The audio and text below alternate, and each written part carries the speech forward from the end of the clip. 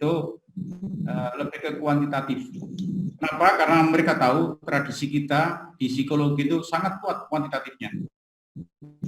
Jangan ngomong orang psikologi kalau kuantitatifnya itu. Dan beberapa kali saya membimbing dan menguji, terutama sama Prof. Azmati Azra ya.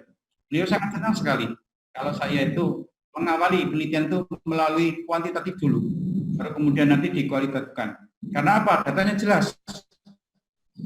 Jadi kalau mengambil kesimpulan itu tidak ngawang-ngawang, gitu ya. Bukan filsafatnya, tapi betul-betul data empiris yang itu bisa dijadikan dasar untuk bisa mengambil kesimpulan. Jadi pengalaman saya ngajar di situ, dan saya di mana-mana sering melakukan pelatihan. Latihan apa? Tentang metodologi riset, khususnya mengkuantifikasi variabel-variabel yang berasal dari keagamaan atau keislaman. Karena seringkali teman-teman ini kalau meneliti ya pakai literatur itu ya, paling banter kualitatif.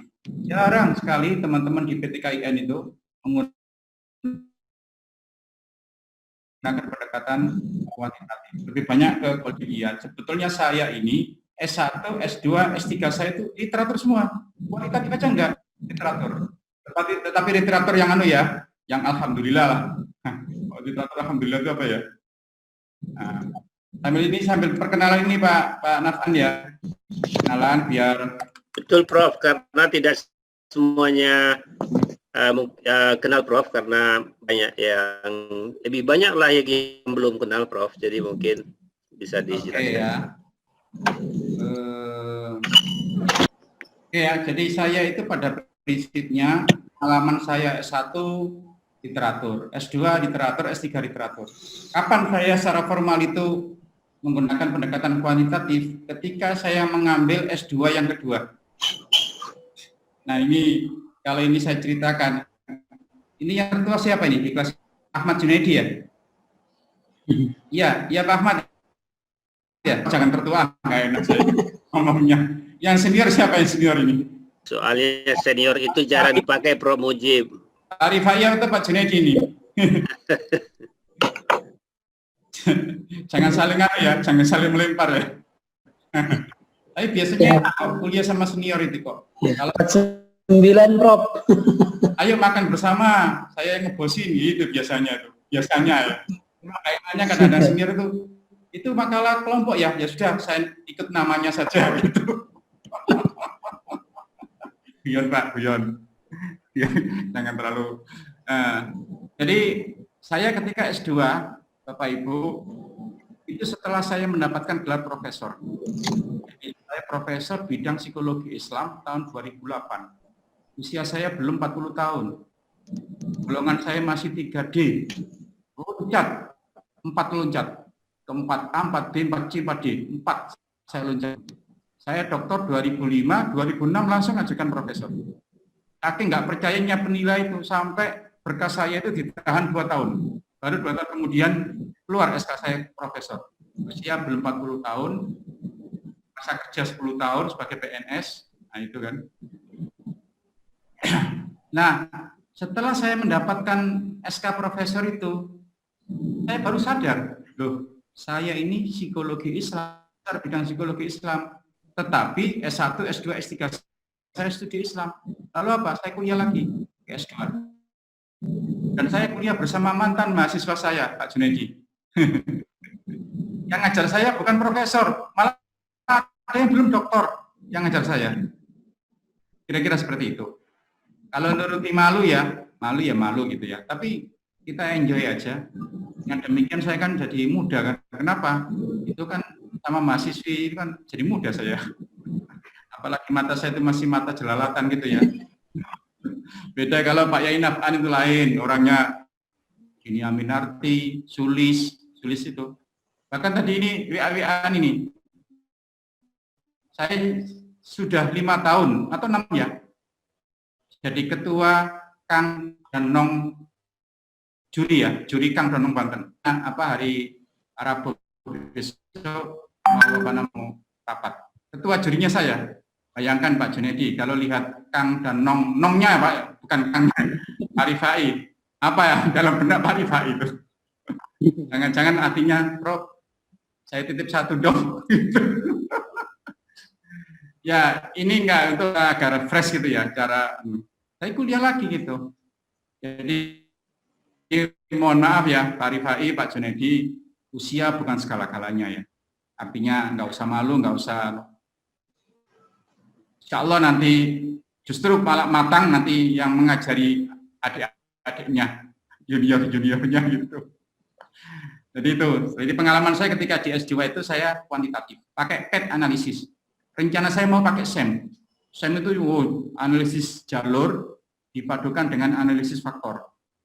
Tapi kata dosen saya, untuk S2, Pak Mujib nggak usah ribet-ribet, PET analisisnya sudah bagus katanya gitu. Biasanya orang kan pakai regresi biasa, ini pakai PET analisis jalur itu sudah bagus itu S2 itu. Padahal saya mau bikin tesis itu sederajat dengan disertasi gitu kan. Karena skrip itu apa ya? Tulisan kan. Maka kesimpulan dari skripsi itu, yaitu apa yang ditemukan itulah jadi kesimpulan. Misalnya lah, ada pengaruh X dengan Y. Kesimpulan menurut saya, kulasok atau resum. Diresum gitu saja. Karena apa? Skrip layak. Kalau kemudian nggak ada kesimpulan itu. Kesimpulannya adalah kulasok itu sendiri. Atau temuan atau ringkasan. Nah, tesis, pendapat. Disinilah harus ada pendapat baru dalam bentuk statement yang bisa ditolak dan terima, apalagi disertasi. Sehingga nanti harapan disertasi itu ya lain daripada yang lain ya. Saya merasa agak sedikit Ha'ma binikmati rabbika fahadits ya ini ya. Adapun terhadap nikmat Allah maka ceritakan. Agak bangga dengan disertasi saya walaupun diteratur. Karena mendapat mizan award, saya juara 1. Saya dapat 1,5 dari gaji pegawai negeri saya per bulan. Waktu itu gaji pegawai negeri saya 200 sekian ya, 205 atau berapa gitu. Ketika itu ya. Dan ini mizan itu dapat 350 per bulan. Lebih banyak ya, 1,5 dari mizan. Nah itu, jadi lumayannya dari situ ya. Terus begitu selesai juga terbit. Nah ini pengalaman saya ya. Makanya nanti jangan coba saya ini cerita ini dulu. Ini buku-buku saya ya. Ini skripsi ini. Ini skripsi tebalnya 5 referensi utama ya. Nah ini buku ini dulu pernah bestseller ini. Saya bisa haji berdua sama istri ya. Nuansa-nuansa psikologi Islam. Ada juga risalah cinta ini. Siapa yang punya masalah dengan cinta, silakan baca buku ini. Insya Allah kalau sudah punya istri akan nambah lagi itu. Kayaknya ada yang semangat itu. Jangan cinta itu cukup 1 aja. Kata orang Jawa Timur, kalau pohon bercabang itu wajar. Tapi kalau cinta bercabang itu kurang ajar itu ya. Cukup 1 aja. Kata Allah, semua dosa itu boleh diampuni, kecuali apa? Menduakan cinta pada Allah, yaitu syirik. Hanya jangan sampai kita menduakan cinta. Nah, kalau cintanya diterima, alhamdulillah. Kalau cintanya ditolak, menangis. Maka buku berikutnya, apa arti tangisan Anda? Dan buku-buku lain ya, buku-buku lain ini studi Islam dalam ragam dimensi dan pendekatan. Dan seterusnya ya, seterusnya. Artinya pengalaman literatur. Dan skripsi itu, sekalipun skripsi itu sudah hampir ya, sekian tafsir itu sudah saya baca. Di skripsinya yang terbit itu. Mohon maaf ya, jangan sampai nanti ada punya kesimpulan gini. Kuantitatif itu apa gitu aja. Jangan. Justru sekarang itu saya alhamdulillah ya, punya kesempatan untuk bisa ngerti tentang pengukuran, sehingga kemudian saya lebih banyak ke penelitian kuantitatif itu. Ternyata banyak hal yang bisa kita dapat dari penelitian kuantitatif itu. Ingat, penelitian itu hanya alat. Metode itu hanya alat. Tetap substansinya nanti kita ambil dari keistimewaan. Jangan sampai ya, ada yang merendahkan kuantitatif itu apa-apa. Enggak. Saya kadang-kadang malah balik nanya ya, balik nanya. Saya yakin orang yang merendahkan kuantitatif itu adalah orang yang tidak ngerti statistik. Hakul yakin saya. Tapi kalau dia ngerti statistik, nggak mungkin ngomong gitu. Dan ternyata iya, rata-rata gitu. Rata-rata gitu ya.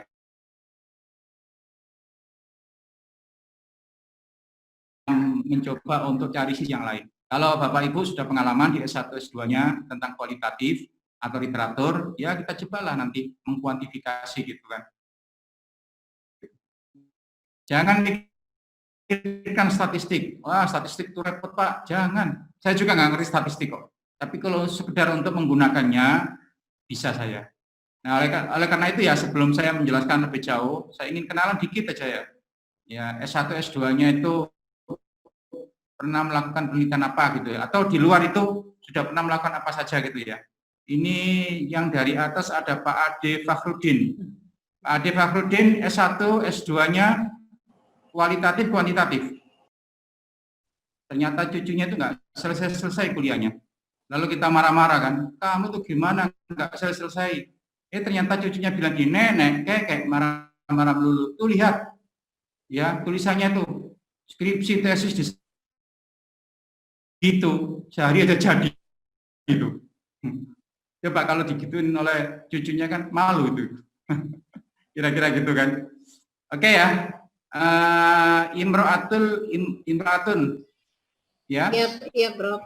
Dulu skripsinya kajian literatur. Literatur.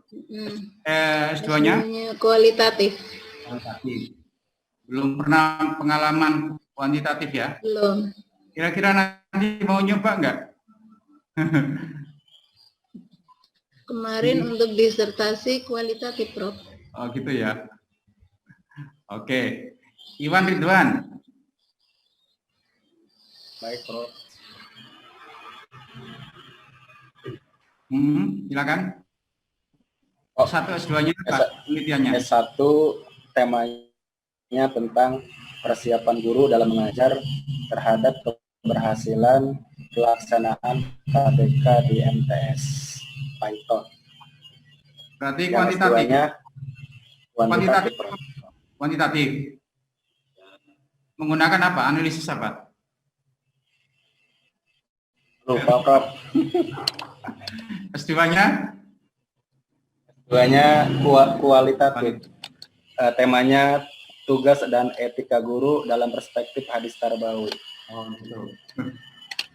Oke. Setelah pakemnya itu sudah pasti. Beda dengan kualitatif. Pakemnya itu kadang-kadang karena peneliti juga jadi instrumen. Jadi keinginan, termasuk juga intervensi peneliti itu juga menjadi bagian dari nuansa-nuansa penelitian itu sendiri. Sehingga apa? Masing-masing orang kan berbeda. Sama-sama perilakunya yang dilihat, yang ngerti gitu. Jadi malah gitu, semakin orang tahu tentang terjemah, maka semakin tidak berminat untuk mendengarkan lagu-lagu Arab. Ketepatan dia itu dari ada Bumariora ya, ada Bumariora. Oke ya, fenomena penelitian saat ini. Oke, penelitian bidang sosial humaniora. Terus ya. Oke, ya. Penelitian bidang sosial humaniora keagamaan yang bersifat kuantitatif, prosentasenya sangat sedikit sekali. Kebanyakan teman-teman kita itu adalah kualitatif atau literatur. Mohon maaf. Kalau literatur, ngapain harus kuliah gitu ya? Ngapain harus terbimbing gitu kan? Kok saya mohon maaf ya, pemahaman saya kok gini. Kalau literatur itu ya sekedar selesai kuliah gitu aja. Lalu apa yang didapat dari literatur itu? Kecuali kalau penelitian filologi itu agak lain. Kalau fenomena sosial ya nggak bisa dong dengan apa namanya literatur itu. Pak, misalnya Pak, kita ini kan orang Banten Pak, punya namanya Syekh Nawawi Al-Bantani. Oke, bisa enggak Pak pemikiran pendidikannya itu kita angkat Pak? Bisa, tapi jangan kuantitatif, jangan apa literatur, minimal kualitatif, minimal itu, apalagi dikuantifikasi. Apa itu? Coba kita kaji dulu konsepnya beliau, Nawawi Al-Bantani itu kayak apa. Lalu apa? Kita tanya ke lapangan, apakah kita orang Banten ini masih menggunakan konsep-konsep beliau dalam mengimplementasi pendidikan kita atau tidak. Misalnya gitu ya. Nah, itu bisa kualitatif, bisa kuantitatif. Seperti itu. Jangan hanya berhenti tentang pemikiran Nawawi Al-Batini selesai itu. Aduh, kok saya ya. Kalau sampai segitu untuk apa kita kuliah sampai terbimbing segala ya. Dibimbing oleh profesor segala itu ya. Saya kira hasilnya ya itu saja. Mungkin bahasa lainnya dalam usul fiqh itu tahsilul hasil. Menghasilkan sesuatu yang sudah dihasilkan itu. Sayang sekali. Memang, nah ini ya, memang terdapat studi keislaman, terutama dalam masalah esoteris itu batinia ya, lebih tepat didekati dengan pendekatan kualitatif. Ya, jangan dipaksain ya, semua itu harus kuantitatif itu enggak. Kalau masalah esoteris ya, batinia ya sebaiknya pakai kualitatif gitu kan. Saya kemarin di S3 UIN mana? Mataram. Saya di sana ngajar dramaturgi juga ya, termasuk metodologi riset. Saya kok kepingin itu ya, Anda itu meneliti, di sana tuh kan ada gili. Ada 3 gili ya. Gili yang paling dekat itu namanya Gili Terawangan. Itu kalau orang sana, udahlah, bule-bule itu pada pakai koteka semua ya. Bule di sana itu ya. Jadi orang sudah mulai jenuh di Bali. Karena di Bali itu kotor. Justru di Gili Terawangan sana, di Lombok sana, itu masih bersih gitu. Oke. Anehnya di sana itu. Begitu zuhur, kumandang adzan, di sana kan Pulau Seribu Masjid kan jargonnya. Begitu adzan itu keras banget di speaker itu ya. Sekalipun masjidnya, musolanya itu dekat dengan pantai, dan pantai itu sepanjang pantai itu adalah orang-orang cewek itu hanya pakai BH sama sama celana dalam saja. Orang jalan pakai itu, tapi kalau waktunya adzan saja. Saya tanya sambil saya sholat gitu kan, lalu saya nanya, kira-kira orang sini terpengaruh nggak dengan itu? Oh enggak Pak, gimana caranya itu tidak terpengaruh ya? Oh dia macam-macam ya. Wah, saya bilang pada mahasiswa ya, coba itu teliti lebih jauh itu kayak apa, pengaruh lingkungan itu kayak apa, dan Anda coba dengan kuantitatif, biar datanya itu lebih matang itu kan. Atau kemarin juga di UIN Jakarta, anak psikologi, kan gini ya, mohon maaf ini ya, ada anak itu kan dalam pendidikan kan fitrahnya suci, bersih gitu. Tapi kemudian lingkungannya, mohon maaf itu ya, lingkungan PSK. PSK itu apa? Puasa Senin Kemis ya? Puasa Senin Kemis. Kerja saya komersial ya. Kira-kira fitrah anak-anak itu berubah apa tidak dengan lingkungan semacam itu? Karena pada prinsipnya fitrah manusia itu baik. Rusak tidaknya lingkungan yang menentukan. Nah, itu kan bisa kan dilihat kan? Apa itu pakai kuantitatif lebih jelas lagi.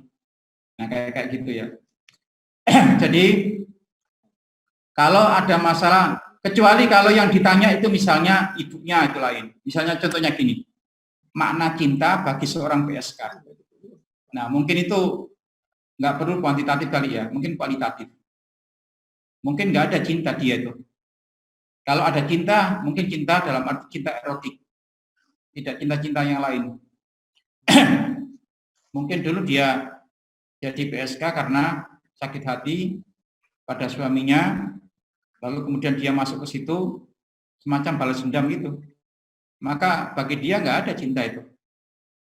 Sampai dalam hasil penelitian itu, sorry ya, mohon maaf ini ya, para PSK itu sama sekali tidak tidak merasakan kenikmatan dalam hal itu. Nah, yang lebih bagus lagi, penelitian dari wartawan Republika. Ini kualitatif tapi kualitatif bagus gitu ya. Tentang religiositas PSK. Jadi di wawancara ternyata PSK itu ya fitrah keberagamaannya itu masih tinggi. Sekalipun dia itu PSK. Di awal Ramadan dia diwawancari ternyata apa? Dia bilang, "Pak, saya ini sebetulnya manggilnya itu Mas ya. Mas, saya sebetulnya Mas sebagai muslimah ini Mas, kepingin saya itu mengikuti Ramadan ini dengan penuh. Saya, Mas, hari ini tetap puasa, Mas. Walaupun saya hari ini tuh bisa jadi loh, hari ini tuh saya melayani 10 pelanggan. Paling tidak sehari itu 8 pelanggan. Jadi saya melayani pelanggan itu sambil puasa saya. Tapi saya yang kepingin tuh, Mas, kepingin sholat tarawih. Karena sholat tarawih itu ada satu kenikmatan yang luar biasa. Tapi sayangnya majikan saya tidak memperbolehkan. Loh, kenapa, Bu? Kenapa, Mbak? Ya, karena itu adalah jam-jam di mana laku keras kita ini, Mbak. Sehingga sama sekali kita tidak boleh melakukan ya sholat tarawih. Tapi kita kepingin. Gitu. Oke ya, abaikan mengenai profesi dia sebagai PSK. Tapi coba kita tarik kesimpulannya tentang bagaimana jiwa keberagamaan. Religiositasnya kayak apa.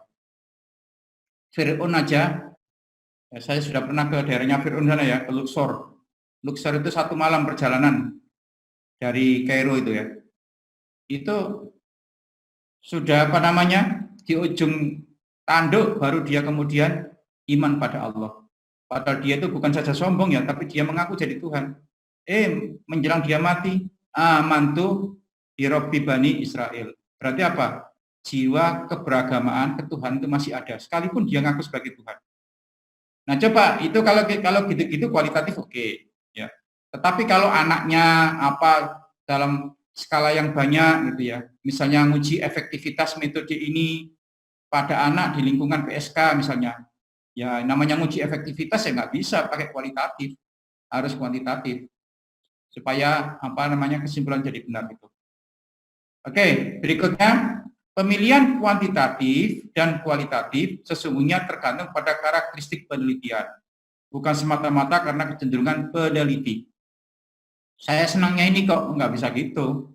Judulnya pengaruh, peranan, hubungan, efektivitas, wajib pakai kuantitatif, wajib. Tapi kalau kualitatif, hanya kayak judulnya hanya deskripsi saja. Ya kayak tadi, makna cinta bagi seorang PSK, itu aja, sederhana sekali. Jiwa religiositas pada anak yang berada di lingkungan PSK, misalnya gitu. Itu judulnya seperti itu ya, bukan peranan agama. Kalau peranan agama terhadap, ya itu sama dengan pengaruh, harus kuantitatif itu. Jadi jangan kecenderungan kita ya, menentukan kuantitatif kualitatifnya itu, tapi semata-mata karena penelitian itu sendiri. Ironisnya, sebagian kita peneliti menghindari penelitian kuantitatif karena tidak paham statistik. Ya kalau dulu sih ya wajar lah. Dulu itu kan saya mengerjakan di S1 itu diajar statistik oleh Profesor Dr. Imam Suprayogo itu. Satu soal aja korelasi itu 5 jam. Sekarang pakai SPSS ya, jangankan 1 soal, 1000 soal pun kalau datanya sudah ada, tinggal klik, mungkin nggak sampai 1 menit ya, sudah selesai. Nah, canggih. Kita ini kan bukan didesain sebagai pengajar statistik kan, bukan kan, tapi kita didesain untuk bisa meneliti kuantitatif. Makanya kalau kita belajar statistik, ya sekedar belajar aja, yang penting ngerti, bisa baca tabel gitu aja kan. Dan nanti kalau Anda dosen, jangan dibohongi mahasiswa. Sampai kadang-kadang itu dosen juga nggak ngerti ya kuantitatif itu. Nggak ngerti. Jadi ada banyak kasus ya. Saya nguji disertasi di UIN Jakarta. Saya bersebelahan dengan Direktur Pascasarjana ketika itu Prof. Maskuri Abdillah. Sekarang dia menjadi Watim Wapres ya. Dulu Watim Wapres kan Pak Azimadi Azra. Nanti ngajar Anda ya, atau sudah ngajar Anda itu. Sekarang karena Yai Ma'ruf, beliau jadi Watim Wapres. Pas saya nguji, setelah nguji selesai, sebelum selesai itu saya di depan dia itu, Pak Mujib nanti saya nguji lagi itu. Terus saya pinjam Prof. Saya pinjamkan di atas itu, di waktu ujian itu. Loh Prof, ini salah ini Prof. Apa itu? Jadi judulnya pengaruh konsumsi kurma terhadap kecepatan persalinan. Ternyata berpengaruh ya. Tapi pengaruhnya pengaruh negatif. Apa artinya? Semakin banyak mengkonsumsi kurma, semakin memperlambat kecepatan dalam persalinan itu. Nggak tahu itu gitu, hasilnya itu karena negatif. Tapi dia nggak, bacanya keliru. Koefisien negatif itu tidak dibaca. Jadi kesimpulannya, semakin banyak makan kurma, semakin mempercepat persalinan. Prof, ini salah nih Prof. Wah, langsung Prof. Waduh, gitu kan. Padahal nanti ini, habis ini ujian ini. Wah, ini gimana itu? Nah, setelah itu, hampir disertasi yang berbau kuantitatif itu saya jadi pengujinya. Kalau pembimbing, saya jadi pembimbingnya. Gitu, gara-gara gitu tuh. Kadang-kadang pembimbing sendiri nggak tahu, penguji juga nggak ngerti. Pernah ada adiknya menteri ya, bimbingan saya tanya, berapa respondenmu? 250 Pak. Bener Pak. Nggak bohong pada saya, tidak Pak. Ya namanya kuantitatif itu kan tahu kita kan, berapa jumlah respondennya kan. Kalau kita lihat dari tabel-tabelnya itu. Anda pulang dulu aja ah. Kenapa Pak? Anda bohong pada saya ya. Loh kok gitu? Kata Anda tadi respondennya kan 250. Ini berapa? Hanya 50 ini. Loh Bapak tahu dari mana Pak? Ini kan nggak ada ini. Tahu lah. Dah kembali aja. Kamu harus belajar lagi statistik bersama. Kecuali kalau kamu ngomong dari awal, Pak, saya nggak ngerti Pak. Kemarin dibikinkan ini Pak. Jangan bohongi gitu. Nah, tapi ya makanya tadi ya, jangan sampai kita itu menghindari penelitian kuantitatif gara-gara tidak bisa statistik. Boleh statistik itu sebetulnya orang lain yang mengerjakan, asal kita paham dari hasilnya itu dan bisa memaknai tabel ya. Pada sisi yang lain ada kejenuhan. Penelitian ilmu-ilmu murni seperti usuluddin, syariah, tasawuf itu ya, selalu menggunakan studi literatur, penelitian literatur. Padahal bisa juga dikembangkan melalui penelitian lapangan, baik kualitatif maupun kuantitatif. Supaya ada ya, masa ilmu langit-langit dulu, pendekatan langit dulu. Mbok ya pendekatan bumi gitu ya, biar membumi ilmu itu. Sementara ilmu umum sangat membumi terus, nggak pernah naik-naik ke langit itu kan, spiritualitinya nggak ada itu kan. Kuantitatif dan kualitatif tidak perlu diperdebatkan, masing-masing memiliki tempat tersendiri dalam penelitian. Yang penting ada kesesuaian penggunaan pendekatan dengan tema atau judul yang diangkat.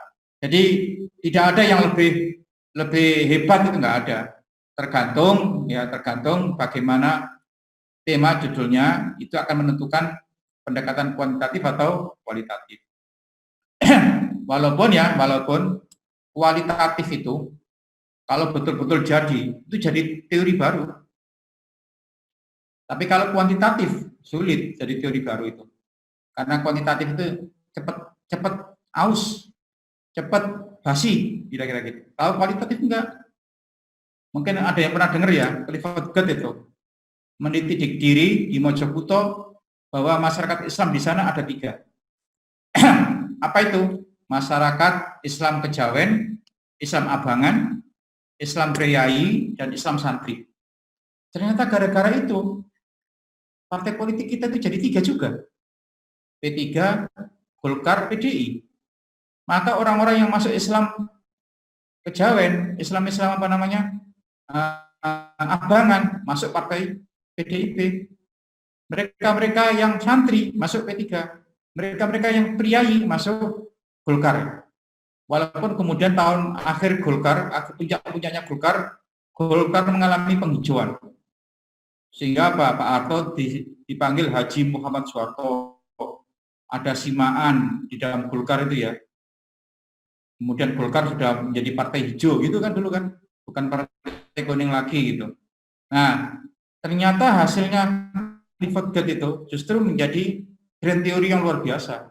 Bahkan inspirasi itu, temuannya itu menginspirasi jadi pemadatan partai politik itu.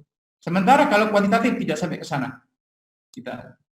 Cuma kelemahannya kualitatif ya, kalau Anda kemudian betul-betul kualitatif, teman-teman Anda itu sudah double degree di S2, Anda belum lulus. Anda belum lulus. Kenapa? Saking lamanya. Ya, hanya saja yang terjadi kan kualitatifan itu. Nggak kualitatif beneran itu kan. Sulit ya, kualitatif itu sulit. Lebih gampang kuantitatif. Oke. Pola integrasi dalam studi Islam meniscayakan pendekatan kuantitatif. Misalnya, munculnya program studi psikologi Islam, sosiologi Islam, ekonomi Islam, ya, sosiologi, dan seterusnya. Makanya penting ya. Kemarin saya, Prof. Rusmin Tumanggor dan Pak Dr. Naf'an sudah sepakat ya. Nanti itu kalau bisa ada pola integrasi dalam penelitian ini. Ingat, Anda itu di UIN, universitas, bukan di institut. Kalau institut monodisipliner, tapi kalau UIN, Uni itu adalah universitas itu ya, bagian-bagian yang kemudian dikumpulkan jadi satu. Sehingga nanti diharapkan misalnya psikologi Islam gitu ya, atau pendidikan Islam, manajemen Islam, ada teori-teori pendidikan yang kuat, teori-teori agama juga kuat, manajemen juga demikian. Karena nanti kan ada mata kuliah manajemen, mata kuliah perilaku organisasi, dan seterusnya itu ya. Itu ilmu-ilmu umumnya kira-kira. Lalu diintegrasikan dengan keislamannya gitu ya, atau keagamaannya itu. Sehingga hasilnya itu akan jadi bagus itu. Nah, sudah saatnya kita kembangkan penelitian mixed method dalam bidang keislaman. Agar ada komplementasi masing-masing kelebihan dalam berbagai pendekatan penelitian. Kalau saya kemarin beda ya, berangkatnya saya dengan Prof. Rusmin. Kalau Prof. Rusmin Tumanggor itu orang kualitatif. Beliau biasanya pakai kualitatif dulu baru dikuantitatifkan. Kalau saya terbalik, kuantitatif dulu baru kemudian hasilnya dikualitatifkan. Bisa enggak Pak dalam satu waktu dua-duanya dipakai? Enggak bisa, karena prosedurnya beda. Maka Anda memilih salah satunya, tapi kemudian Anda kembangkan dengan metode satunya gitu. Ya, jadi itu kira-kira polanya itu. Mungkin ada yang tanya, nanti kalau enggak akan sedikit saya nyinggung tentang integrasi. Karena saya ingin integrasi itu jadi penting ya, supaya nanti endingnya dari pengetahuan Anda, kuliah di S3 ini adalah integrasi itu. Di mana ilmu-ilmu itu harus tidak ada pemisahan antara ilmu umum dengan ilmu agama. Ilmu kauniyah, ilmu-ilmu Qur'aniyah. Ilmu-ilmu afakiyah, amfusiyah, Qur'aniyah. Itu tidak boleh ada keterpisahan. Karena masing-masing itu saling terintegrasi, saling berhubungan, berkoneksi. Dan itu harus tercermin dalam disertasi. Itulah novelty kita. State of the art-nya. Kebaharuannya. Kalau nggak ada kebaharuan, untuk apa kita kuliah di S3 ini? Sebelumnya mungkin ada yang tanya, silakan. Atau bukan tanya ya, harapan atau kemudian pengalaman-pengalaman, silakan. Sebelum dikit nanti saya menjelaskan tentang integrasi ini.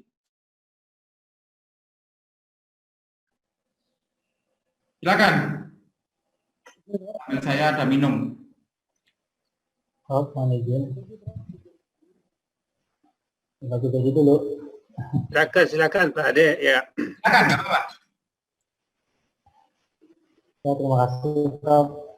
Berkenaan dengan metode penelitian, mungkin sekaligus kita minta pandangan yang spesifik terkait tentunya yang judul kami yang sudah kami ajukan pada saat tes kemarin. Kita mencoba dengan judul lebih ke perbandingan atau komparasi ya, yang judulnya itu terkait pelayanan pendidikan di sektor di bawah naungan sektor dinas pendidikan yang di bawahnya tingkat pendidikan mulai dari TK, SD, SMP dan SMA dengan di bawah naungan sektor pendidikan Kemenak yang disebut dengan PENMA, pendidikan madrasah, ada LI, MTS dan MA.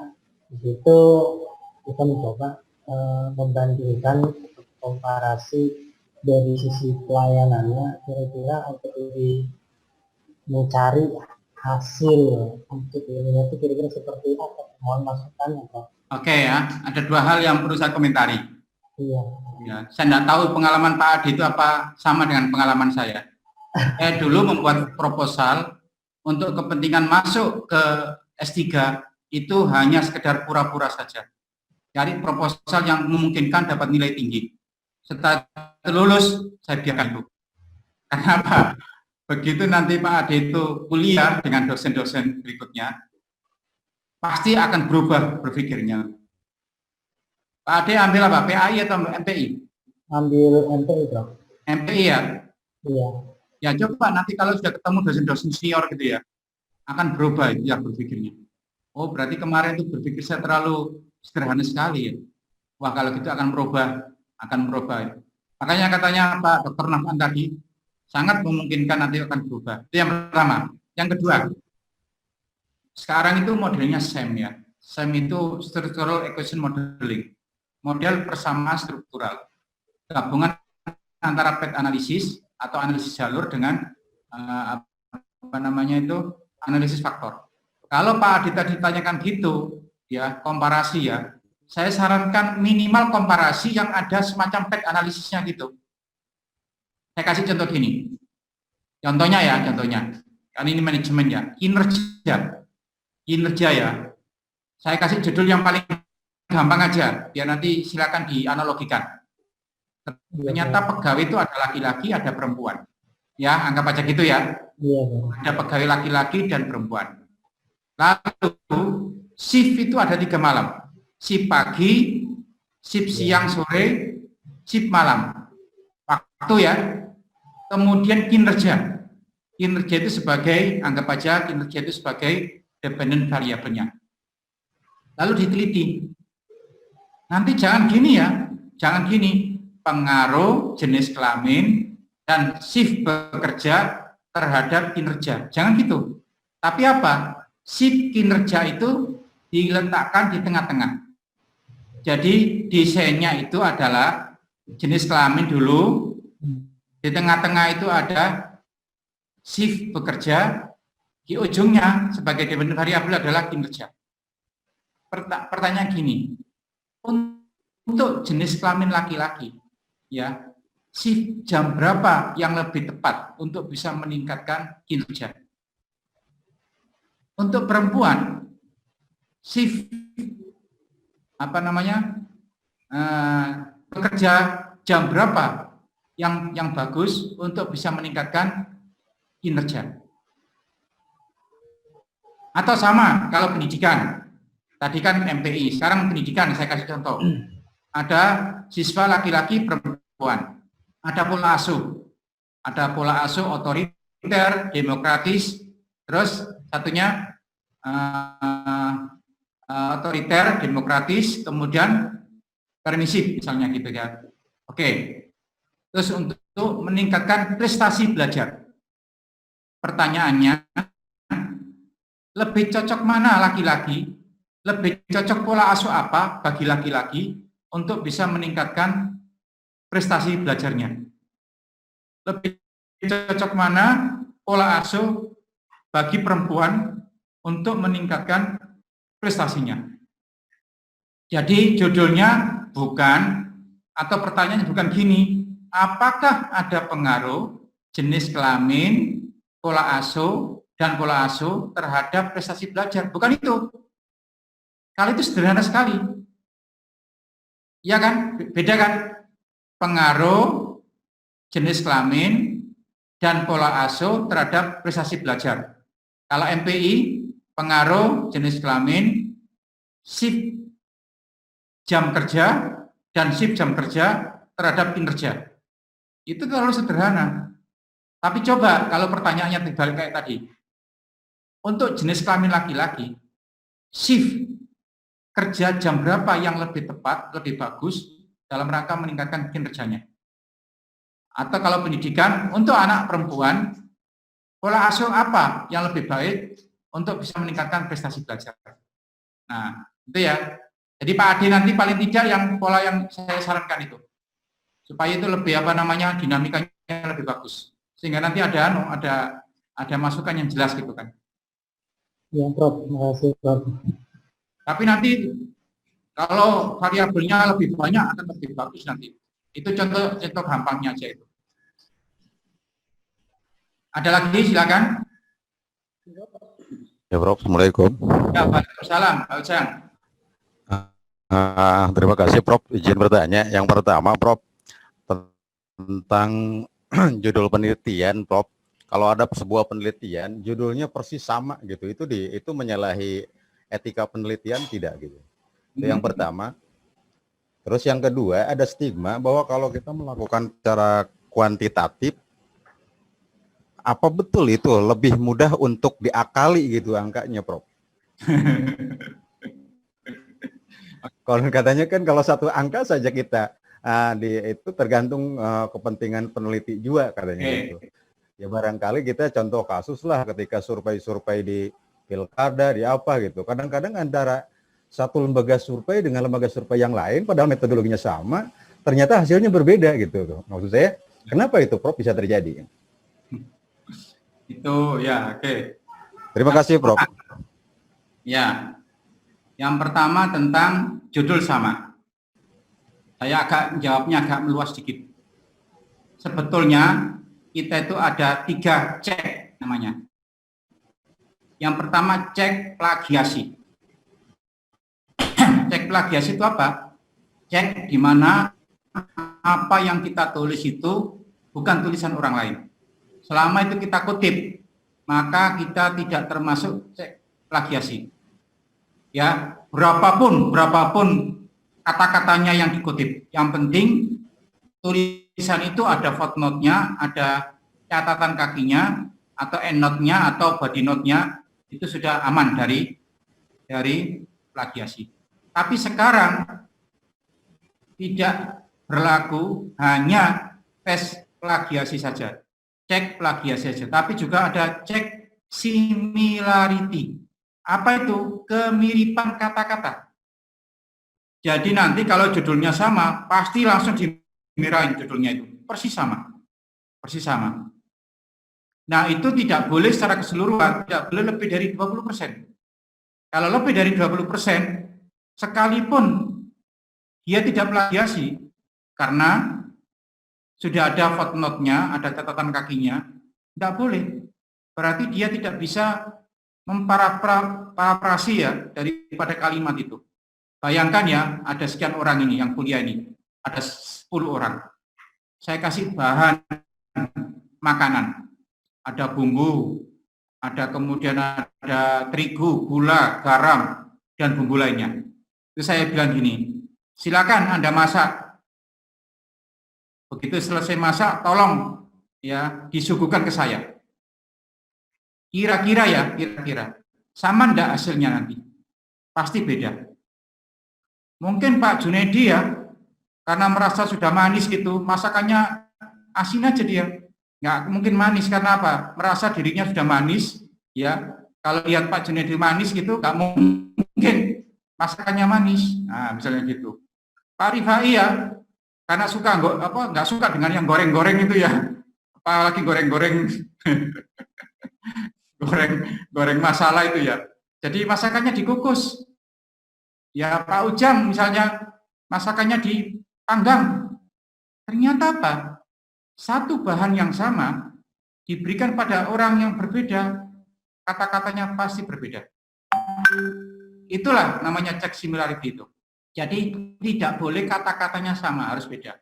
Nah, terakhir nanti ada cek bidang. Ada cek bidang. Cek bidang itu apa? Tapi ini belum diberlakukan ya. Sekarang Anda menyatakan diri sebagai orang MPI, Magister Pendidikan Islam. Dari situ ada namanya kata kunci, keyword, atau ada indeks. Ternyata setelah dicari kata-kata kuncinya, kok banyakkan psikologi misalnya. maka Anda tidak layak untuk mendakwakan diri sebagai orang ahli manajemen pendidikan Islam. Tes disertasi itu lebih cocok sebagai psikologi. Karena apa? Kata-kata kuncinya lebih banyak psikologi. Walaupun ini belum diberlakukan. Jadi, pertama, Pak Ujang akan kena namanya cek similarity. Karena judulnya sama. Yang kedua, nah ini ada yang kedua. Yang kedua berarti Pak Ujang orangnya yang bahasa kasarnya itu ya. Orang yang apa ya? Orang yang nggak pernah baca buku lah gampangnya gitu, apa namanya. Ya, makanya dalam penelitian itu ada namanya penelitian terdahulu. Penelitian terdahulu itu apa? Penelitian-penelitian yang judulnya sama dengan kita, apa yang ia temukan. Lalu apa? Kita simpulkan. Setelah kita simpulkan, terus kita komentari. Sekalipun si A telah menemukan seperti ini, tetapi penelitian ini tidak seperti itu. Penelitian ini akan ini. Nah, itulah letak perbedaannya, sehingga nanti kita mendapatkan novelty, kebaruan. Makanya tadi, jangan sampai penelitian kita itu tahsilul hasil, menghasilkan sesuatu yang sudah dihasilkan. Berarti Pak Ujang nggak pernah baca buku itu, nggak pernah baca jurnal. Kok tiba-tiba kok sama itu? Mestinya ya sudah diketahui sebelumnya. Lalu Pak Ujang cari di mana yang penelitian itu belum disentuh. Cari sisi yang lain yang belum disentuh itu. Pak, ini taunya belakangan Pak, gini-gini. Ya makanya harus banyak-banyak berselancar ya di Google supaya kita tahu ya perkembangan itu kayak apa gitu. Kalau saya ya menemui gitu Pak Ujang, jalan keluarnya gini. Wah ini kan nggak mungkin Pak, ini saya buang Pak. Ya gini aja, tambahkan variabel satu lagi. Apa itu? Misalnya jenis kelamin. Kan ada kan? Ada Pak. Udah langsung dia. Jadi pengaruh X1, X2, X3 dan jenis kelamin terhadap Y. Nah itu. Awalnya X1, X2, X3 berhubung itu kok sama dengan penelitian orang lain, daripada nanti menimbulkan macam-macam, ya sudah ditambah jenis kelamin. Jadi beda. Karena X-nya bukan hanya 3 tapi 4. Kalau saya untuk S1 Pak, saya gituin. Tapi kalau untuk S2 kayaknya fatal itu. Mestinya harus ya sudah detek sebelumnya itu. Kalau gitu nggak enak kan Pak, semua judul sudah ada semua. Makanya kenapa kuliahnya kok baru sekarang, nggak kemarin kuliahnya. Itu kan. Kita ini seolah-olah sudah bagus, ternyata sudah ada penelitian orang lain. Ya gini, ternyata. Itu risiko ya, sebagai kuliah belakangan. Oke, itu yang pertama. Pertanyaan yang kedua, terkait dengan kuantitatif. Kayaknya bisa diakal-akalin itu. Saya khawatir orang yang mengatakan gitu tuh nggak ngerti kuantitatif dia itu. Jadi kuantitatif itu ada yang namanya cleansing data. Cleansing data. Makanya di dalam instrumen itu ada favorable, unfavorable. Tujuannya untuk apa, Pak? Supaya nanti kita tahu orang itu betul-betul ngisi instrumen itu benar enggak? Jangan-jangan sudah sore-sore mau pulang dikasih isian untuk isi instrumen, nggak dibayar lagi, nggak dikasih kenang-kenangan lagi. Makanya apa? Langsung yang paling ujung aja, sangat sesuai itu ya. Semua itu disilang-silang itu. Kalau namanya seperti itu ya buang aja itu. Saya kira itu jadi masalah itu. Kalau itu diikutkan dalam penelitian. Makanya ada unfavorable dibalik-balik. Bahkan kadang-kadang ada soal jebakan di tengah-tengah itu. Di tengah-tengah itu ada soal jebakannya kayak gini, misalnya. Ibuku benar-benar seorang lelaki yang tulen. Ibuku benar-benar seorang lelaki yang tulen. Kalau orang itu nggak baca, pasti akan sangat setuju gitu. Tapi kalau baca, pasti sangat tidak setuju atau sangat tidak sesuai. Nah, kalau soal itu sudah sangat setuju, buang aja itu. Itu jadi masalah. Nah, ketika gitu-gitu tuh masuk di dalam bagian penelitian kita, itu yang merusak. Namanya datanya data outlier. Yang lain-lain itu letaknya itu kurang lebih kan ada ini ya, tengah-tengah ada seret gitu ya. kurang lebih di situ titik-titiknya. Ini enggak, titiknya jauh di atas atau jauh di bawah. Nah, itu namanya outlier. Itu harus dibuang. Namanya cleansing data, pembersihan data. Supaya apa? Datanya normal. Itu boleh kalau gitu. Dan wajib. Tetapi kalau misalnya penelitiannya itu kok maunya korelasi, maunya berpengaruh, tapi kok tidak, terus dibuang, diganti angkanya ya, dirubah, salah itu, nggak boleh itu. Makanya kalau cleansing boleh, ya mencari data-data yang terbaik, yang data terbaik rusak, makanya ada uji normalitas, uji homogenitas. Tujuannya homogenitas itu homogen enggak? Ya, misalnya mengenai kebahagiaan. Ternyata di situ kebahagiaan guru, yang satu kebahagiaan tukang ojek, gojek. Ya beda. Berarti datanya enggak homogen itu. Nanti hasilnya tidak bisa diambil kesimpulan. Atau datanya normal enggak? Tadi kan subjeknya atau respondennya. Lalu normalitas dilihat dari datanya. Normal enggak? Oh, kalau enggak normal, kurvanya enggak normal, harus ada yang dibuang. Karena dia ketika menjawab pernyataan yang kita berikan, ngawur dia. Nah, itu yang bikin penelitian itu ngaco. Nah, kalau itu enggak apa-apa. Masalahnya itu adalah ketika sudah semuanya sudah beres semua, lalu kok tidak sesuai dengan yang kita harapkan, terus dibuang dan sebagainya, atau diganti huruf angkanya, itu yang bikin masalah itu. Makanya ada etika penelitian, ada kejujuran penelitian. Jangan ingin cepat, ingin gampang itu ya. Nah, kadang-kadang juga gini ya, seolah-olah penelitian kuantitatif itu harus berhubungan, harus berpengaruh. Kalau ternyata tidak berpengaruh, berarti nggak berhasil. Salah juga itu ya, salah juga. Sesungguhnya kalau tidak berpengaruh pun nggak ada masalah. Tapi kemudian kita harus bisa menjelaskan kenapa tidak berpengaruh. Menurut teorinya berpengaruh, kok ini nggak berpengaruh. Nah, kira-kira gitu. Oke, ada lagi, silakan.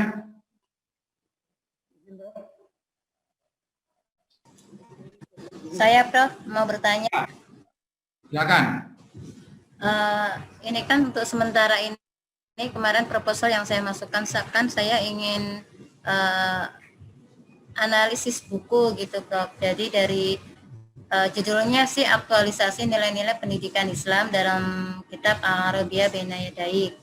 Nah, nanti itu gimana, Prof, untuk analisisnya, teknik analisis datanya? Ini kualitatif ya, Prof, ya, atau gimana, ada masukan? Kalau sekedar gitu sih, untuk apa harus kuliah di S3? Oh, gitu. Maksudnya ya, Prof, gini, ya. buku itu dijadikan sebagai dasar, ya kan? Lalu kita teliti, kira-kira buku itu diterapkan di pesantren mana? Di sekolah mana? Nah, gitu kan? Terus hasilnya kayak apa? Syukur-syukur kalau kita bisa membandingkan, cari buku lain. Lalu apa? Buku tersebut di mana?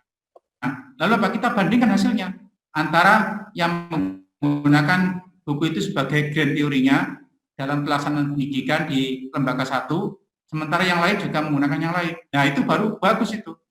Ya, kalau sekedar hanya analisis buku itu saja, nggak perlu dibimbing oleh profesor gitu. Iya kan? Terus pertanyaannya, apa novelty-nya? Kebaruannya apa? Apa yang bisa disimpulkan dari situ? Mohon maaf ya, mungkin gitu-gitu hanya sekedar kayak skripsi gitu, skrip gitu aja. Makanya kita ingin buktikan. Contoh tadi ya, misalnya itu karangan siapa itu? Buku itu. Karangan siapa, Bu Dina? Bu Dina di unmute. Ya, sebentar, Prof. Karangan Abdurrahman bin Ibrahim Al-Fauzan. Orang mana itu? Ini buku pegangan, makanya itu buku ini kan buku pegangan di UIN Malang. Malang. Nah, sementara memang di lembaga di fakultas kami awalnya kan ingin menggunakan buku ini, tapi memang belum terlaksana gitu. Iya. Jadi buku ini kan pembahasannya tentang banyak kajian-kajian tentang nilai-nilai pendidikan Islam. Kayaknya kalau nilai-nilai pendidikan Islam gitu kan tidak harus menggunakan satu buku kan. Saya juga alumni Win Malang, nggak kenal nama dia itu. Siapa itu? yang buat intensifikasi bahasanya Prof, di hari Jumat. Jadi itu khusus untuk bahasa ya itu ya. Oke, ya. Jadi gini nggak apa-apa. Buku itu sebagai kerangka teorinya. Ketika itu dilaksanakan di Malang, bagaimana hasilnya? Ketika di UIN Banten gimana hasilnya? Lalu kita lihat faktor-faktor yang mempengaruhi. Jangan-jangan Malang lebih berhasil gara-gara di sana ada asramanya, misalnya gitu ya. Ada mahatnya yang 1 tahun itu. Terus kemudian dipimpin oleh seorang kiai. Sementara di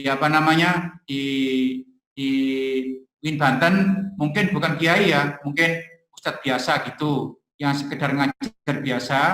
Beda kan kiai dengan ustadz kan beda kan? Apa bedanya kiai dengan ustadz? Kalau ustadz itu istrinya baru 1, kalau kiai itu 2 minimal.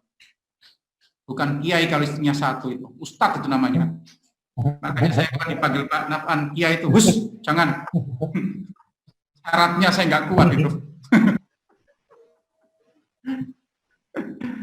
Jangan itu. Kalau 1 ustadz, kalau 2 kiai atau AA, kalau 3 ulama. Saya puji gitu ya. Jangan saya mujib ya, saya puji ya. Kalau banyak 8 yang siapa itu? Yang subur. Bisa Bu itu Bu. Jadi jangan bukunya yang dianu ya, tapi bagaimana implementasi atau lebih tepatnya faktor-faktor yang mempengaruhi keberhasilan studi bahasa berdasarkan buku karangan apa. Nah itu Bu. Jadi lebih dilihat dari sisi kenyataannya kayak apa. Saya kok lebih tertarik ya, teman-teman kalau mau berbasis buku itu, bisa enggak ya yang bukunya Syekh Nawawi Al-Bantani gitu loh. Kok itu agak khas gitu. Plus buku itu kita uji di lapangan. Apakah buku itu masih berpengaruh terhadap generasi kita sekarang ini? Nanti bisa ngomong Bu Dina ya misalnya ya, Pak Yai Ma'ruf itu, Yai, ternyata generasi kita itu sudah lupa sama nenek moyangnya ini. Ini buktinya penelitian saya kok seperti ini. Terus gimana treatment saya itu kalau bisa gini ya, gini gitu kan. Nah kalau kita yang mengembangkan gini ya, siapa lagi? Kita masa mau ngomong, ayo kita ngikuti pendapatnya Syekh Nawawi Al-Bantani, tapi anak-anak kita aja seperti ini hasilnya, misalnya gitu kan. Jadi studi tekniknya iya, tapi itu hanya kerangka teoretik sebentar aja. Jauhnya bagaimana itu implementasinya di lapangan itu. Saya kira itu menarik ya itu ya. Local wisdom-nya itu masuk. Kalau Anda meneliti orang lain, mungkin nyalain banyak meneliti. Tapi kalau meneliti orang kita sendiri, jarang orang itu sampai sedetail itu. Nah, kira-kira gitu. Jadi saya berharap ya jangan ada studi literatur di S3 ini. Minimal kualitatif. Kalau syukur-syukur kuantitatif ya seperti itu. Bisa kok dikompromikan, jangan khawatir. Saya kepengen ini Pak, tetap bisa nanti. Makanya ada pembimbing itu kan dalam rangka untuk mendampingi itu. Kita selesai jam berapa Pak Nafan? Ya, boleh jam asar boleh Prof, ya. Bapak. Asar jam berapa? jam 3 lewat sekarang. Saya sudah dengar asar ini. Ya. Izin Prof, satu lagi Prof. Silakan. Mungkin sampai jam 3:30 aja Prof, bisa ya. 3:30. Oke, ada 30 menit lagi boleh. Silakan Pak Iwan. Ini Prof, rencana disertasi saya temanya strategi pengembangan dan pengayaan mata kuliah PAI di perguruan tinggi umum. Studi kasusnya di Universitas Sultan Ageng Tirtayasa. Nah, itu kan menggunakan penelitian kualitatif, Prof ya. Cuman masih bingung masalah itunya apa yang harus dilakukan ketika penelitiannya itu, Prof. Modelnya gitu. Jadi, Judulnya kok kurang menantang gitu judulnya. kurang menantang ya, Prof. Sabar dulu Pak Iwan. Mata kuliah dulu. Nanti pasti akan dapat insight untuk bisa mengembangkan lebih jauh. Kayaknya tadi kok judulnya kok datar-datar gitu ya. Saya jaga orang pendidikan saya ini ya. Walaupun kemudian saya selingkuh ke psikologi ya. Karena jadi itu kok datar-datar gitu ya. Datar-datar gitu. Dan setahu saya gitu-gitu sudah banyak kok. Judul-judul mirip-mirip seperti itu. Saya gini, Pak Iwan sebentar bersabar dulu. Coba lihat nanti perkembangan mata kuliah yang diterima nanti. Pak Iwan MPI atau PAI? Saya PAI, Prof. Ya, PAI banyak. Semalam saya ngajar psikopedagogik Islam sama Pak Dr. Nafan, itu banyak. Setiap kali pembahasan mesti ada rekomendasi penelitian. Itu Pak Nafan ya? Semalam itu mengenai Betul, Prof. Ya. Teori ketidaksadaran dan teori kesuprasadaran. Ya. Salah satunya mimpi. Mimpi itu dianggap sebagai tidak sadar. Tapi mimpi dalam Islam itu justru ada yang suprasadar. Sampai saya merekomendasi gini, coba ya, kita tidur semalam itu, sehari semalam, itu kan 8 jam. Sepertiga dari hidup kita itu adalah tidur. Kalau tidak kita fungsikan, sayang sekali. Usia kita kalau 60 tahun, berarti 20 tahun itu hanya untuk tidur. Teori psikologi mengatakan tidur yang baik adalah tidur nyenyak tanpa mimpi. Saya tolak mentah-mentah itu. Menurut saya tidur yang baik adalah tidur yang bermimpi, tapi mimpi yang indah dan bermakna. Mimpi indah itu apa? Bisa menyenangkan batin, sehingga kalau kita sebelum tidur itu stres, depresi terus kita tidur, istirahat, bangun tuh kayak lega semua gitu ya. Saya nggak tahu itu nanti isinya ya, entah mimpi basah, entah apa gitu kan. Pokoknya menyenangkan intinya. Menyenangkan gitu kan. Kalau mimpi basah itu tandanya akil balik, tapi kalau ketangkap basah namanya akil mukhtar itu. Jadi sama-sama basahnya. Jangan-jangan akil mukhtar itu temannya Pak Junaidi itu, temannya. Nah, yang kedua, mimpi yang baik itu yang mana adalah bermakna. Apa? Mimpi itu memiliki makna dalam kehidupan. Saya sampai nantang pada mahasiswa. Coba sekarang desain bagaimana cara membuat pembelajaran melalui mimpi.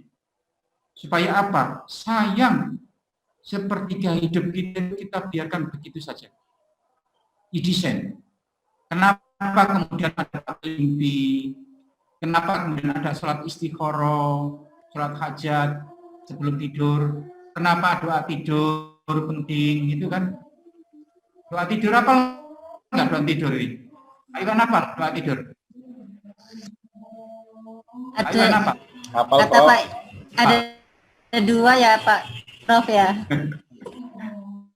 Bismillahirrahmanirrahim wa bismika wa amut. Wah, itu versi lama. Salah itu Pak.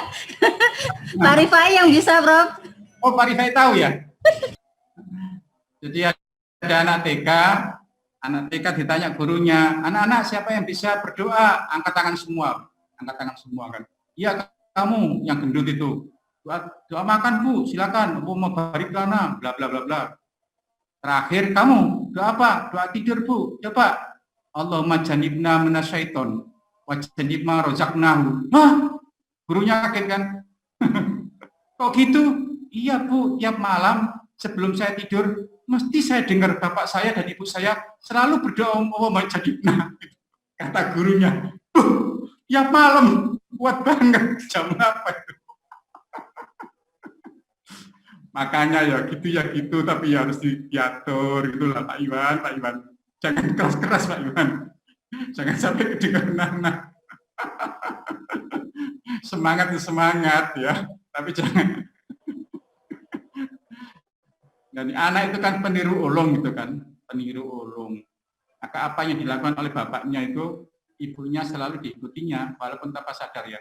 Saya jadi berpikir semalam itu sama Pak Nafan ya, bisa enggak Anda mendesain pembelajaran berbasis mimpi itu?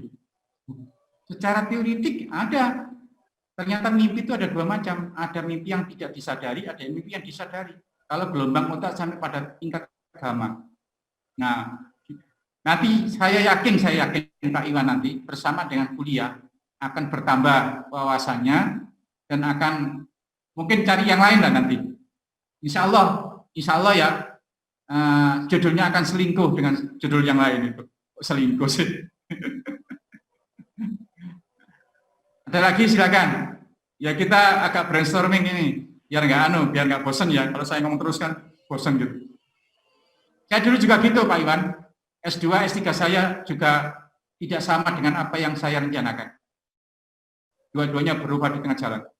Dan ternyata berkah itu. Oke, tentang standar variabel Pak Prof Mujib. Apakah ada standar variabel, misalnya 3 atau 4 variabelnya gitu ya? Ya untuk variabel penelitian. Oke. Tergantung konstruknya Pak. Jadi kalau S3 itu ya, saya kan juga menguji di UNJ, menguji ke UPI. Kemarin Pak Nafan sudah ujian hasil, Bu siapa? Ya Dini. Ya begini ya, psikologi ya Prof. Dan itu untung penguji luarnya saya itu Pak. Jadi saya hanya ngasih masukan, nggak uji sama sekali. Karena ada kesalahan interpretasi dia. Dia pakai SEM tapi belum ada uji fit-nya sudah diinterpretasi. Jadi nggak bisa diuji akhirnya. Tapi ya saya tahu, yang penting dia bisa lanjut gitu. Jadi Pak Junedi, kalau modelnya model SEM gitu, itu kan ada analisis jalur gabung dengan analisis faktor. Di situ Pak, kadang-kadang itu dinamikanya agak lain. Misalnya semuanya variabel pokoknya 4 aja cukup. 2 yang eksogen, 1 namanya mediator, 1 endogen, cukup. Nanti otomatis aspek-aspeknya itu akan berkorelasi Pak. Jadi nanti dinamikanya akan banyak. Kalau itu pakai model SEM gitu. Tetapi kalau pakai regresi itu Pak, regresi biasa gitu ya, pengaruh X 1, 2, 3, 4, mungkin minimal X3 lah Pak, X-nya itu 3 minimal, kemudian Y-nya 1. Tapi saya kira itu kok sederhana sekali ya. Nah Pak, nanti akan saya sampaikan. Misalnya Pak ya, pengaruh sabar. Pengaruh sabar, ini contoh MPI ya. Pak Junedi MPI atau PPAI? MPI, Pak. MPI. Contohnya gini, Pak. Pengaruh regulasi diri. Misalnya, atau pengaruh regulasi diri, dukungan sosial di tempat kerja, dan sabar. Dan istiqomah. Dan istiqomah, Pak ya. Istiqomah itu continue ya, konsisten. Bukan singkatan istiqomah itu, ikatan suami takut istri di rumah, bukan itu ya. Istiqomah beneran itu ya, continue. Terhadap misalnya kinerja pegawai. Kita lihat Pak, ternyata dukungan keluarga itu ada, dukungan keluarga itu ada 2. Ada variabel dukungan, ada dimensi internal, eksternal, misalnya gitu. Nah itu juga kita jadikan variabel Pak. Jadi ternyata dukungan keluarga itu bukan hanya 1, tapi bisa dihitung 2, X1, X2. Contoh lagi, misalnya kecerdasan emosi, itu dimensinya ada 5, menurut teori Daniel Goleman. Kelima-limanya itu bisa juga kita jadikan sebagai variabel. Jadi variabelnya jadi banyak nanti itu.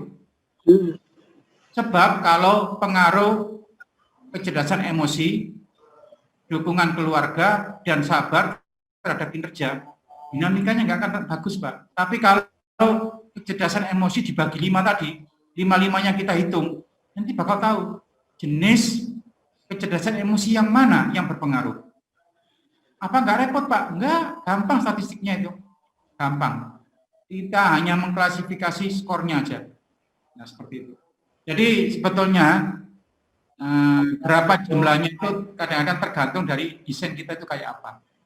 Biasanya pembimbing itu dengan berdasarkan pengalamannya nanti akan bisa memberikan masukan. Oh ini cukup ini aja, atau ini ditambahkan dan sebagainya gitu. Makanya saya berharap minimal di tengah jalan, di tengah-tengahnya itu ada apa? Variabel mediator atau variabel moderator gitu. Yang lain silakan.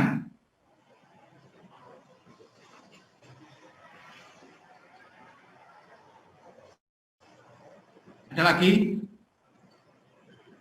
Saya nanti nggak apa-apa Pak Nafan ya, saya sedikit kasih mengenai integrasi Pak ya. Ya integrasi itu supaya nanti teman-teman ini penelitiannya nanti nggak wawasan integrasi penting gitu. Betul. Yang ada 6 itu Pak, dari monodisipliner sampai disipliner itu. Kayaknya betul Prof, supaya ada dasar awal supaya nanti ketika nulis disertasi ada gambaran awal dulu ya tentang integrasi. Betul Prof. Kayak itu kan nggak mungkin diberikan pada mata kuliah lain Pak ya? Iya, itu mata kuliah lain kan udah fokus pada masing-masing ya. Saya kira bisa di pengantar awal kita kasih. Betul Prof. Karena 6 pola integrasi itu kan bagian dari metodologi Pak. Iya, saya kira bagus kita kasih itu ya. Jadi pertemuan berikutnya aja nanti saya fokus dari pola integrasi itu. Iya, kita ada 15 menit lagi Prof ya, kita istirahat nanti ini. Atau itu? Ya. Atau itu atau gimana? Ada pertanyaan atau kita masuk ke integrasi? Mungkin masih ada yang lain, silahkan dulu supaya ya. Apa tuh? Silakan. Ya. Dan Prof. Sudah dapat ini ya langsung ya. Kalau tadi temanya memang agak standar-standar ya Prof, tema disertasinya. Semalam juga punya ide pengen disertasinya itu meneliti tentang karangan Syekh Nawawi Al-Bantani. Ya. Saya baca itu sangat banyak sekali. Kemudian di kitab Tangkil Kaul juga di sana pada bab ke-31 tentang tarbiyatul aulad, tentang pendidikan anak. Nah, kira-kira agar tidak dikatakan kajian literatur gitu. Mungkin Prof bisa ngasih pandangan tentang tema yang isinya tentang karangan Syekh Nawawi Al-Bantani dan itu masih eksis diajarkan di pondok pesantren, terutama pesantren yang salafi gitu Prof. Karena di Banten ini kan pesantren sangat banyak sekali dan itu rata-rata kajian kitab kuning karangan Syekh Nawawi masih dipakai di pesantren. Kira-kira seperti apa ya Prof? Pak Iwan punya sekolah-sekolah anak-anak, sekolah tingkat anak-anak. Punya Pak Iwan? Enggak Prof. Seandainya punya, kita eksperimen tarbiyatul aulad karangan Syekh Imam Nawawi Al-Bantani itu, lalu kita terapkan dalam pendidikan kita. Lalu kemudian kita ukur nanti bagaimana hasilnya gitu. Itu keren itu saya kira. Keren gitu ya. Jadi untuk temanya seperti apa ya Prof ya? Ini sebagai gambaran aja. Sambil jalan lah. Sambil jalan itu. Jangan langsung. Nanti kan ada proses itu kan seperti itu. Jadi saya kira itu nanti akan lain itu. Nah, kalau gini ya. Itu yang lain ya. Apa ya? Pengalaman saya dulu ya. Membuat disertasi itu kan satu hal yang khas dalam hidup kita. Itu adalah momen yang paling mungkin memberatkan ya dalam kuliah S3 itu. Kok alangkah lebih baiknya jika kita minta petunjuk pada Allah itu. Apa itu? Istikharah dulu. Judul itu. Siapa tahu kita dapat istikharah judul yang terbaik. Pak, judulnya bagus Pak. Tapi cocoknya sama dosen ini. Ini nggak cocok dosennya Pak. Tapi kalau hasil istikharah nanti cocok semua itu. Cocok dosen ini, cocok. Gitu kan. Ada yang judulnya bagus gitu kan, tapi nggak cocok dosennya. Kadang-kadang ya, saya dulu waktu mengajukan judul skripsi ke ketua jurusan, Mujib, kamu nggak mungkin bisa menyelesaikan ini, Pak. Insya Allah IP saya menjadi wisudawan terbaik, Pak. Maka saya harus membuat skripsi lain daripada yang lain. Kalau sama, Pak, sayang sekali saya. Konon orang pintar itu karena IP-nya saja. Saya tidak mau gitu. Dan ketika itu ya, skripsi yang dapat nilai A baru 2 orang. Saya orang yang ketiga selama 30 tahun di UIN Malang itu. Terus saya bilang gini, tapi Pak, kalau boleh saya minta pembimbingnya Pak Muhaimin. Oke, kalau gitu saya bolehkan. Terus itu pernah ya, apa yang saya katakan itu pernah saya ungkapkan di depan umum ketika saya seminar nasional. Saya sebagai narasumber sudah profesor, sementara kajur saya itu belum profesor. Ketika itu saya cerita di muka umum itu, beliau ini adalah orang yang luar biasa, memberikan peluang bagi saya itu luar biasa. Ketika itu saya diajak bicara, katanya judul saya ini sulit, nggak mungkin kamu bisa menyelesaikan. Tapi dengan argumen saya, beliau ternyata setuju, terbuka sekali, dan ternyata hasilnya seperti ini. Ternyata, mohon maaf ya, saya bilang gitu kan pada, ternyata mahasiswanya lebih dulu profesornya daripada ketua jurusannya di satu dulu. Nah, maksud saya itu gini ya, teman-teman ya, semangat boleh, semangat. Tapi sekarang ini kan lagi, misalnya kita lagi minum kopi itu, sedang dituangin air itu ke dalam kopi.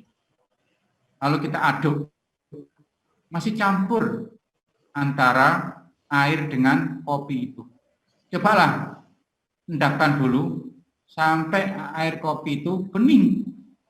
Kemudian ampas-ampasnya sudah turun ke bawah. Nah, hari itulah kita menentukan, untuk sementara kok teman-teman ini belum, kalau saya ya, belum. Saya yakin, kuliah 1 tahun lagi akan berubah lagi nanti. Tapi ya tetap ya, rencana-rencana itu tetap diusahakan gitu. Sambil nanti ya istikharah itu, saya sarankan gitu. Saya tidak tahu ya, saya ini orang rasional, tapi kalau gitu kok penting saya. Ya, siapa tahu langkah-langkah saya dengan itu kan ada yang nolong gitu kan. Siapa tahu dengan itu nanti ada aja. Masih ada lagi, silakan. Boleh, Prof. Ya, silakan. Saya di disertasi proposal awal itu memang mau penelitian di PAUD. Nah, tadi dari awal sampai akhir itu tadi Prof menjelaskan tentang salah satu bab dari Syekh Nawawi itu kayaknya menarik, Prof. Mungkin untuk proposal, insya Allah nanti akan ganti untuk tentang tarbiyatul aulad dari Syekh Nawawi, Prof. Bukannya Pak Iwan tadi? Nanti bukan rebutan dengan Pak Iwan nanti? Pak Iwan, iya Pak Iwan. Diselesaikan secara adat aja nanti, Pak Iwan. Kota sama Gus Kota tidak boleh saling mendahului ya.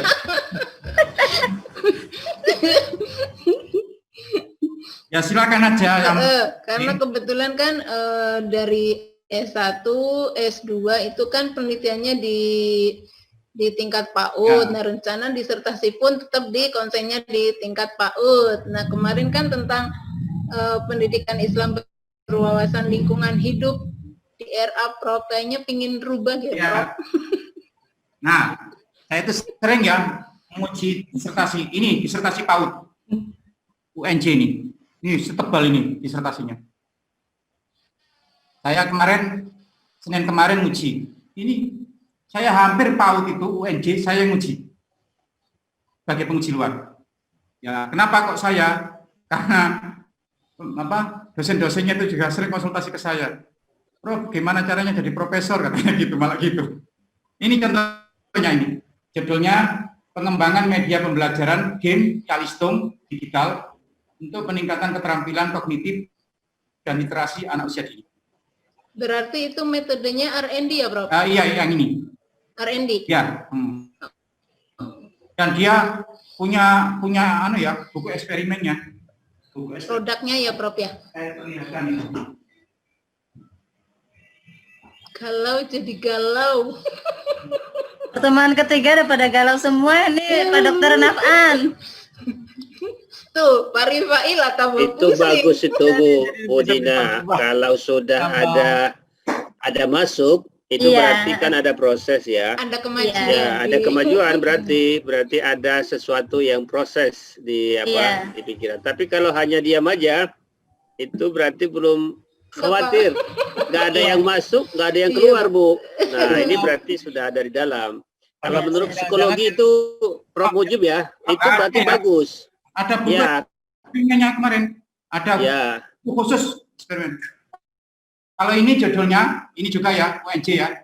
Ini pengaruh status sosial ekonomi, lingkungan keaksaraan di rumah dan keterampilan sosial terhadap kemampuan literasi anak usia dini. Tapi ingat ini di UNJ ya. Kalau di UIN agak lain.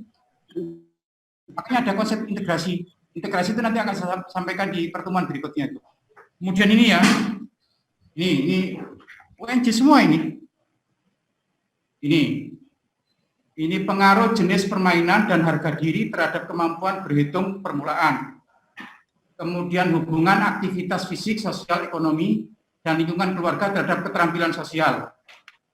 Kalau ini pengembangan bahan ajar anak usia dini pada suku anak dalam di Jambi, kualitatif itu. Bermain peran anak usia dini, studi fenomenologi di TK Bayangkari 29 Kota Jambi. Kalau di UIN, ini contohnya, ini yang bimbingan saya. Di UIN Jakarta ya, Ustadz populer di Indonesia. Ustadz populer di Indonesia. Tentang branding ya, branding Ustadz ini. Ini isinya kuantitatif semua ini. Kuantitatif semua. Sampai dia dapat nilai 96. Hampir nyaris sempurna. Wah, ini jadi kayak gini modelnya ya. Ini kuantitatif. Dan kata direktur, saya kira ini layak untuk menjadi 3 jurnal internasional ini isinya. Ya, ini saya bimbing betul. Terus ini yang kualitatif. Putrinya PBNO. Ini asisten saya, namanya Rihab Said Agil. Intuisi dan kepemimpinan. Ya, salah satu yang diteliti siapa? Pak Habibie. Pak Mahfud MD sebagai lawan Pak Said itu. Itu malah Bu siapa itu yang Menteri Kelautan itu? Bu Susi. Nah, ini bagaimana intuisi dia itu? Wah, ini mendalam ya ke Pak Habibie segala. Menghafal Al-Quran dan prestasi belajar. Ini juga kuantitatif. Menghafal Al-Quran dan prestasi belajar. Kuantitatif. Gitu ya. Ini bimbingan saya, tapi bukan psikologi. Yang psikologi yang hanya ini, psikologi. Yang putrinya PBNU itu. Tapi yang komunikasi tadi, ya Ustadz populer itu komunikasi dia. Nah, gitu kan. Jadi gambarannya gitu ya. Judulnya sederhana, coba ini. Ustadz populer di Indonesia. Ya. Kalau ternyata apa? Dia YouTuber semua ini. Ketepatan dia itu satu kelas dengan si Oki Setiana Dewi. Waktu ujiannya datang Oki kan mahasiswa saya. Jadi kalau orang lain ngejar dia untuk minta tanda tangan, kalau Oki lain ngejar saya untuk minta tanda tangan saya itu. Nah ini kan. Walaupun gini tapi kuantitatif. Ustadz populer kajian tentang brand di media sosial. Coba kalau dakwah sekedar untuk balighu ani walau ayah itu kan kewajiban. Maka materi yang penting, materi itu yang penting. Berarti harus ada infotainment Infotainment. Bukan infotainment ya, mungkin lebih ke informasinya gitu ya. Pokoknya bagaimana dia bisa menyampaikan dakwah secara tradisional. Tapi kalau sudah dakwah dalam konteks infotainment itu ya, maka brandnya itu kayak apa? Ketika nyebut Yusuf Mansur, apa yang muncul di benak YouTuber itu kayak apa? Nah, gitu. Ini luar biasa ini statistiknya. Nah, kayak gini ya. Nah, ini ya. Ini pengerjaan statistiknya itu gini. ini rangkanya. Sudah gunakan terminologi branding, marketing, selling ya, Prof kan? Iya, pakai gitu, Pak. Ya. Ya. Itu. Yang uji Pak Azmadi lagi, Pak Azmadi Azra yang uji. Nah, jadi saya berharap mahasiswa yang dari UIN ini, mohon maaf ya kalau judul dulu tadi Pak Iwan, sorry Pak Iwan ya. Mumpung belum Pak, belum, masih bisa bertaubat Pak Iwan. Khawatir nanti judulnya nggak menarik, terus dibaca anak cucu kita Pak, nanti, aduh mbak gitu. Jadi coba nanti ya, kita insya Allah nanti dalam waktu sekian 1 tahun lah nanti setelah mendapat beberapa mata kuliah, teman-teman ini akan berubah cara berpikirnya. Mungkin gitu. Saya tidak tahu Pak Nafan, yang angkatan pertama gimana? Ada tidak perubahan-perubahan itu? Sudah mulai, Prof. Justru dengan mata kuliah kemarin kan sudah mulai pada, wah kalau begitu ada sesuatu yang baru ya, ada yang mereka dapatkan, apalagi sekarang kan mata kuliah konten semua yang semester 2 ya, mereka jadi kemudian tercerahkan. Saya kira bagus untuk kemudian nanti di semester 3 ketika ujian proposal sudah lengkap teori, kemudian mendapatkan bagaimana harusnya melakukan penelitiannya dengan ini tidak lagi membawa yang tadinya hanya pokoknya harus kualitatif karena kuantitatif itu bisa dijual gitu ya. Kan di tahun lalu kan begitu ya. Tadi kalau bahasa di sini kan tidak bisa diganti angkanya gitu ya. Kalau yang semester kemarin kan kuantitatif itu bisa ini katanya hanya karena akal-akalan saja. Nah, kalau di sini bisa diganti gitu ya. Nah, nanti mungkin akan mereka dapatkan. Saya kira Prof, kita waktunya mungkin sudah mau jam 3:30, mungkin ada yang mau sholat asar, mungkin di bagian akhir kali Prof, biar yang integrasi di pertemuan besok mungkin Prof Rusmin lagi ya, baru Pak Mujib lagi ya. Ya, kalau ya, biar minggu depan itu saya juga kosong Pak, kalau misalnya beliau nggak bisa, saya bisa. Oh oke. Nanti saya konfirmasi. Fleksibel aja Pak. Baik. Ya. Ya, tapi kita gunakan dari awal desainnya supaya tidak kuantitatif, tapi ada kualitatifnya supaya ada variasi ini juga. Ya. Tapi nanti saya konfirmasi kalau Prof Rusmin memang tidak bisa, berarti Prof Mujib gitu ya. Ya, saya kira itu ya pertemuan kita pada kali ini. Insya Allah pertemuan berikutnya saya akan menjelaskan mengenai integrasi. Karena memang salah satu visi misi kita integrasi itu akan dilaksanakan di S3 dan itu amanah daripada berdirinya alih status dari IAIN menjadi UIN Banten itu. Maka mau tidak mau Andalah yang bertanggung jawab dalam hal ini ya. Integrasi itu kayak apa, nanti syukur-syukur itu tercermin dalam disertasi gitu. Sekian, mohon maaf. Assalamualaikum warahmatullahi wabarakatuh. Waalaikumsalam warahmatullahi wabarakatuh.